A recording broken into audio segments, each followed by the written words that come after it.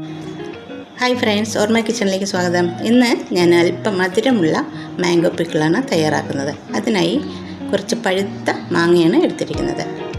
അത് പൊടിയായി അരിഞ്ഞെടുക്കണം.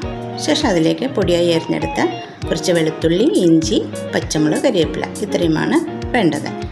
അടുത്തതായി ചൂടായി കിടക്കുന്ന എണ്ണയിലേക്ക്, സാധാരണ വെജിറ്റബിൾ ഓയിലാണിത്, അതിലേക്ക് കടുകിട്ട് കൊടുത്ത് പൊട്ടിയതിന് ശേഷം നമ്മൾ തയ്യാറാക്കി വെച്ചിരിക്കുന്ന ഈ മസാലകൾ ചേർത്ത് കൊടുക്കാം.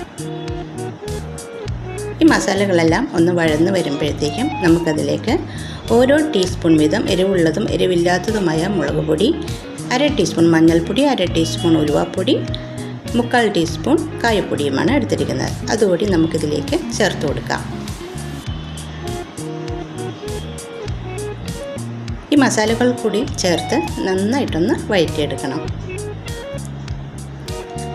അതിനുശേഷം നമ്മൾ അരിഞ്ഞു വെച്ചിരിക്കുന്ന മാംഗോ അതുകൂടി അതിലേക്ക് ചേർത്ത് കൊടുക്കാം.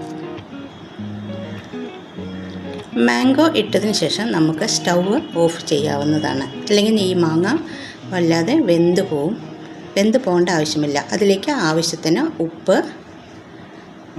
അതേപോലെ തന്നെ ഒരു 3/4 ടീസ്പൂണോളം വരുന്ന ശർക്കരപ്പൊടിയാണ് ഞാൻ ഇതിലേക്ക് ചേർക്കുന്നത്. അതോടൊപ്പം തന്നെ ഒരു ടീസ്പൂൺ വിനീഗർ കൂടി ഒഴിച്ചു കൊടുക്കാം.